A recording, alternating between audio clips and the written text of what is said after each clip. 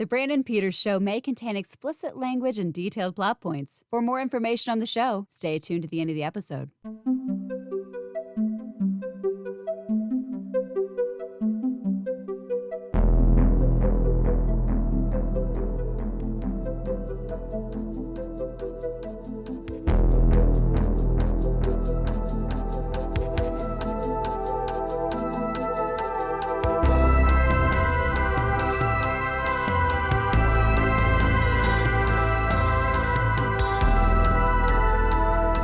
And now, here's Brandon.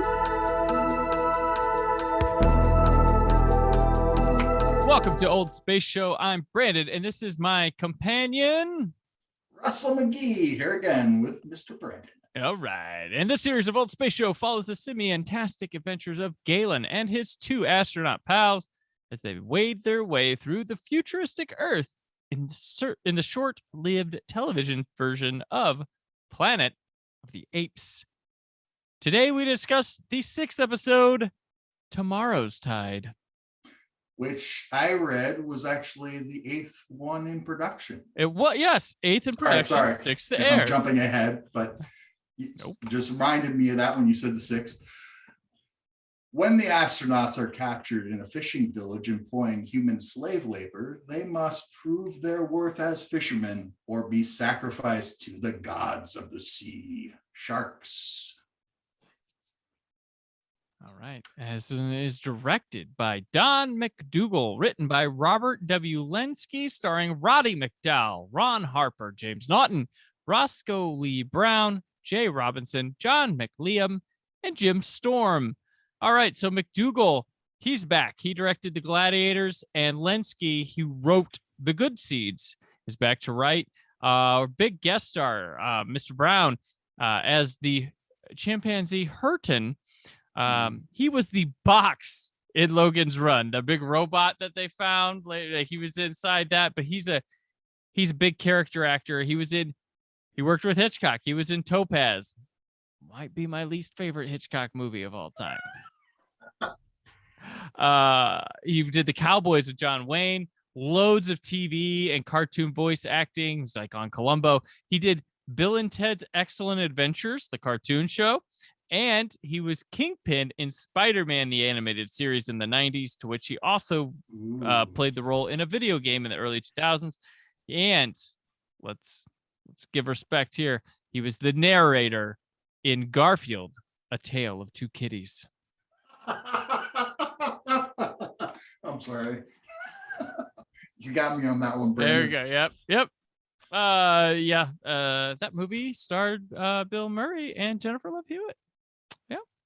All right. And I love how Bill Murray, like, unapologetically will just play up that as far as like in Zombieland and like, yep. Mm-hmm. Oh, yes. Robinson, our other guest star, he debuted in acting on television as Caligula in the movie The Robe. So I didn't mean to say television there, but he starred in Star Trek. He played Petrie in Elon of Troyes. He was on Bewitched. He was in Woody Allen's Everything You Wanted to Know About Sex, *, but We're Afraid to Ask. He starred on Kolchak. He was in Shampoo with Warren Beatty. Starred in Buck Rogers. Starred in The Sword and the Sorcerer. Tie-in. Yep. He was in Night Court.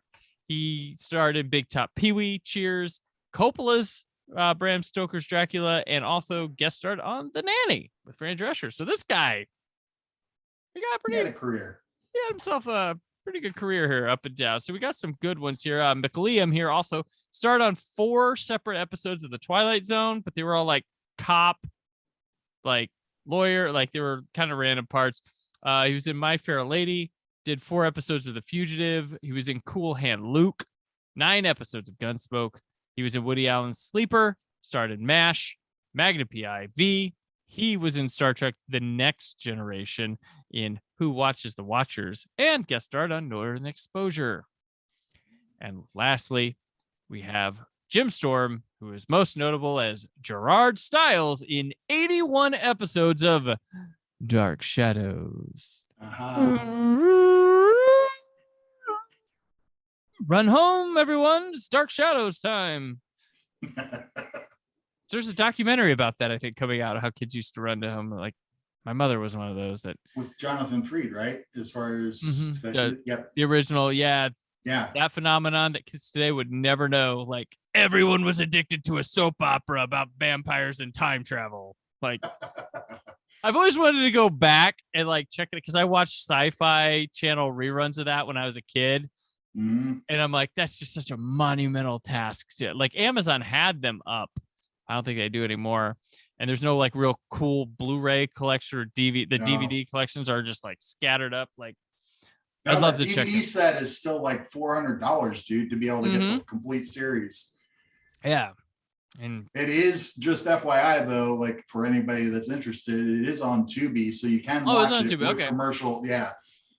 So you can watch the full series there. Yeah, actually, it was on Pluto TV has a channel for it. And for a while with my editing, I would put Dark Shadows on in the background. It's just comfort food background. Like, it's that old soap opera. You and I like BBC, ITV stuff. So Dark Shadows fits right in with that wheelhouse of old multicam video stuff. So there are dozens of us. Dozens. Yeah, I know guests of the show and from Radio Free Scaro, Steven Shapansky talks about, he loves raw studio footage. That is like his go-to on the Who Blu-rays. He loves anything that is like shot. Like he'd love for some show to go back and shoot an episode like old school British television used to. It's his aesthetic. He loves it. So, well, that going aside, we had the student production where they reshot Mission to the Unknown recently for Doctor Who. Are there any Missing Dark Shadows episodes, fans, that someone could reshoot? There is one. There is one? Yes. Oh, wow. Where only audio exists, just like how Doctor Who, same type of thing. That's cool. Yeah. That's excellent. Wow. See, random aside.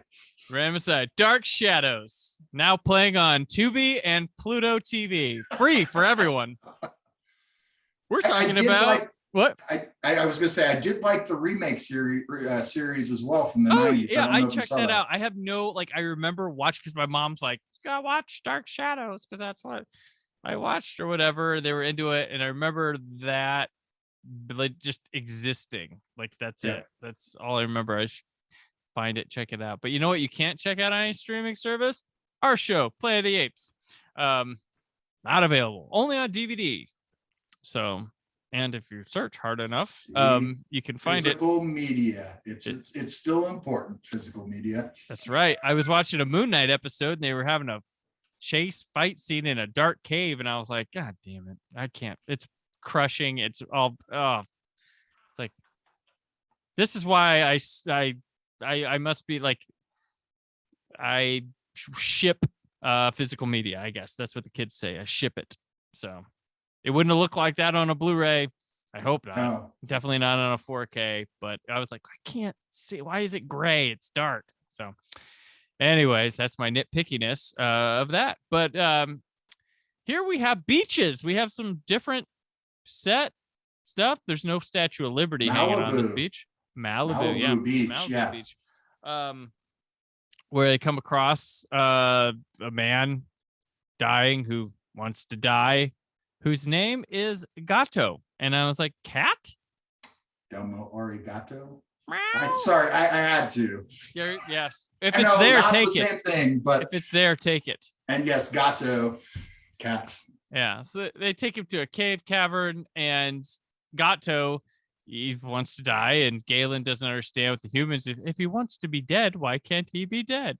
Like, true. But this is a village of enslaved fishermen, pretty much. Yep. I take it. And our heroes, Alan and Peter, they easily infiltrate it. There's like, yeah, we're coming here from there. Like, what? We're fishermen. We're trying to be fishermen. Where are your papers? We lost them fishing. I'm like, okay. And the guy, Herton, he buys it, but they have to do tests to prove they're fishermen or something this episode. And there's like fire in the water and all this stuff that they have to go through. And a lot of this episode has these like tests for them to prove it. I'm like, all these elaborate constant tests, like when they could be fishing. Like, does anyone fish here? They do later in the episode, but at one point I'm like, this is wasting a lot of time when they could just like test them by their fishing skills. I said that I had a story as far as that they shared on the wiki as far as with the actor where he was talking about the fire. Actually, he said that the director, Don McDougall, messed with him and had him go out and said, go stand by the fire 20 feet out, and we'll go ahead and see if that works as far as the shot. I read and he kept having the actor go closer and closer until he was 5 feet from the flames. And then he turns to the director and he's like, if you need to do retakes and I get actually burnt here, it's going to cause a delay in production. But and then the director just turns to him, I was just messing with you. I just wanted to see how far you would go. Dedication to the craft. Dedication to the craft. So yeah, our two heroes get caught up in all this stuff, and like Galen ends up showing up to try to help them and evoking some like law of possession where he's saying he's like their owners, but because they like offered themselves to the place that might have broken that and nullified or something. So he's trying to present that to them. Gato also has a daughter who shows up wanting to fix things up. Another orangutan shows up named Bandor. Like, this has got lots of stuff happening here, including fishing, which I got to give the production credit for a television show.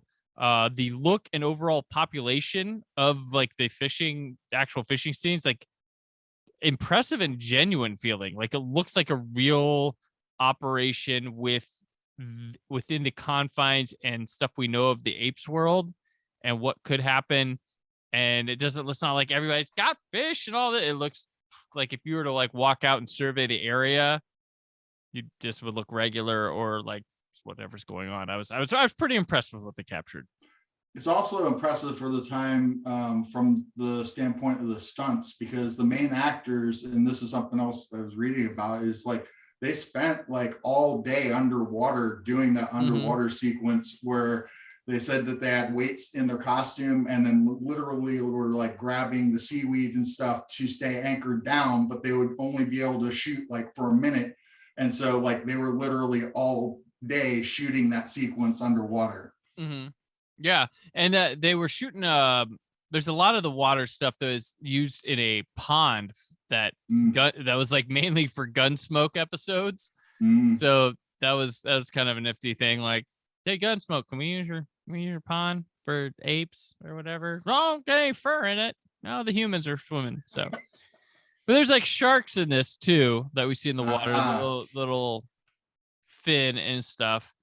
And you've surmised something that's yes, I did speculate something about this, and we have no way of actually, seeing if this is true or not. But like the mechanical shark that they had with the fin that actually was a propeller, like I like that got me to thinking is like, when was Jaws filmed? And I looked it up, and the overlap as far as time periods actually does sync, because Jaws was being shot between May and June of 74. So that would have been whenever like the production was going on as far as for the TV show here with Apes. And we also know that the producers have borrowed heavily from other productions like we talked about with Young Frankenstein. So I'm like half wondering, because these were already prefabricated mechanical sharks, did they end up getting used here in Planet of the Apes?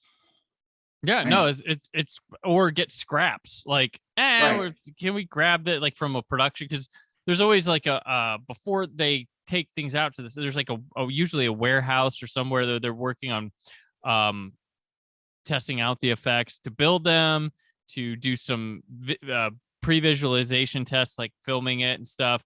So there could have been scraps and a show like this is going to take the scraps, to help to it. So it's very like, what else there was nothing else with sharks at the time. So to create it for this show, they're not going to get a real shark.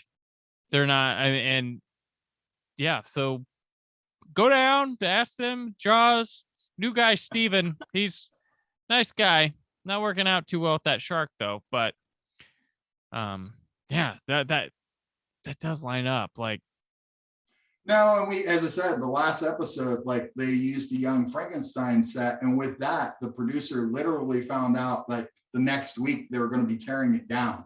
So like they got in there and filmed the week right before it was getting torn down. So like they were doing anything they could do to save money on the show. Right. Yeah. I mean, these things aren't like documented, announced, and whatever. You just kind of have a hearsay, word of mouth. Maybe someone writes an article and mentions it, because a lot of like prop sharing, there should be a coffee table book on prop sharing, or a documentary on prop sharing, now that I think about it.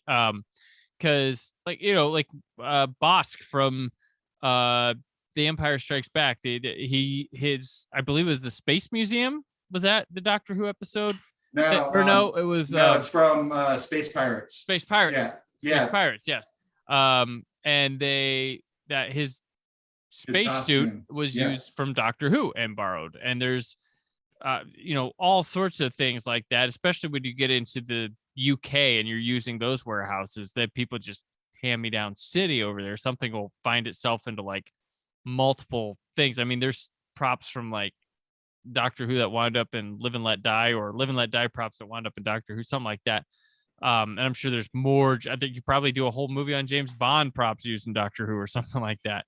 But yeah, those sort of things aren't like some big announcement. It's big, like Steven might not even have known that the shark from his movie pieces got used on Planet of the Apes TV show. It's just not how it was. And the same is also true even with sound effects and stuff, because like that same thing, like people, like if a sound effects artist was working on one show, would go over and use pieces because they had it, because they knew that they had that sound that they could use. No, that's true. That's 100%. Yeah, very true. But it's an interesting thing, and that definitely comes into play here, because right now we've had sets that have been borrowed or used, but like it's not like, oh, the famous such and such. I was like, no, they just use this stuff for a couple Westerns or whatever, and just happened to be a big name one or something. But yeah, specific props like a shark like that would be a humongous. That would. No, and the other little, again, still side tangent, but on Jaws, like I also read that was the first feature to actually shoot on location in the ocean. So like that was, so that also lends to why I'm thinking, okay, maybe. Now you go around the little rocks at the end and be like, oh, there's Jaws. Like, nah. Right, there's Planet of the Apes. Like there's Planet of the Apes. Oh, there's Roy Scheider. He's around the corner there. They're doing the 4th of July thing there. It's kind of crazy. Oh, and we also have already established that they've shared even sets from different studios, like not just CBS. They've used things from NBC. Right. Yeah. Definitely very cool stuff. I like that whole conversation. So they end up, I mean, this is another episode where the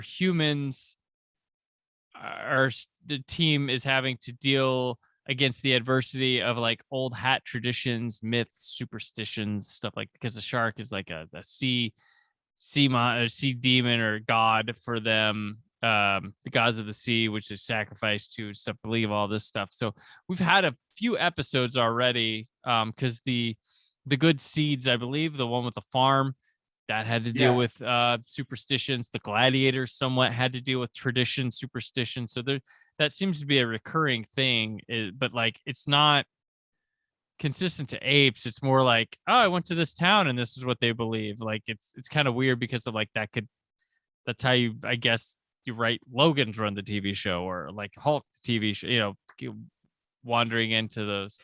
It's more the degradation of where the human race is like backpedaled and regressed into. And I mean, that was one of the things that I did like about this story, is that they went and they had that mythology element, but I'm a sucker for that. Right. Yeah. They do have a cool thing. The orangutan has a nice little like fish pendant he wears. That's kind of cool. Separated him from being, he's not Zeus, but yeah. Well, So that emblem's part on like even with the slaves, right? Yeah. Yep. Because Gato has it on like early on. We see that. Mm-hmm. Yeah, and then once the Hurton, he's got like it on his clothes. I believe he wears a pendant on like his shoulder or something like that. But yeah, this one also ends on one of the oddly enough on a comedic kind of punch toward the end, where they guys are giving Galen some crap about owning them before they like couple zingers and out to the credits as we go through the beach. Kind of a grand looking end shot of the episode too, compared to what we've seen before. It's a big high shot of them walking away. But yeah, this was in terms of the rote or been there, done that kind of with sci-fi television of the 70s episodes. I think this was better of it. It kind of had tropes, had kind of a skeleton of could be anything, but actually strong enough to make it an ape one, like more catered to this Planet of the Apes, and giving us feeling like we're not just, we just filled this in with Planet of the Apes details. We enhanced some of the world of the Planet of the Apes with some things you might have seen before. So I thought this was better than like the Gladiators or the Trap or something like that, where I was like, it felt like it was fleshing out more. Well, so. I think like what you just said a moment ago, a big amount of that, it goes to the location itself. Right. And like they actually do come back here and film at this location again for one of the later episodes that I love, which is the hang glider episode. But like they use this Malibu location more than once. I guess they had a good time on set here. Gotcha. Well, about timeshare, we better make sure we get down there or something like that. So cool. Yeah, just a solid one. It works for me. But it's time we take our stinky paws off this damn dirty episode. And Russell, thank you as always. Good times. Yes. Till next time, where can people keep up with you?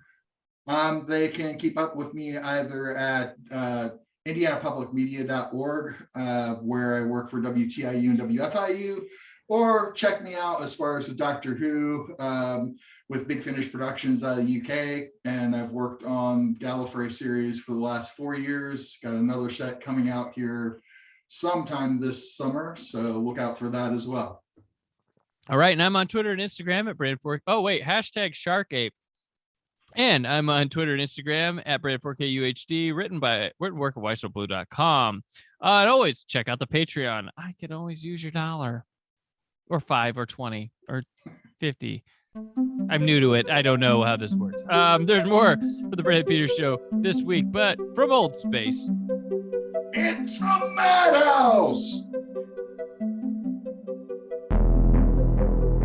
Thank you for listening.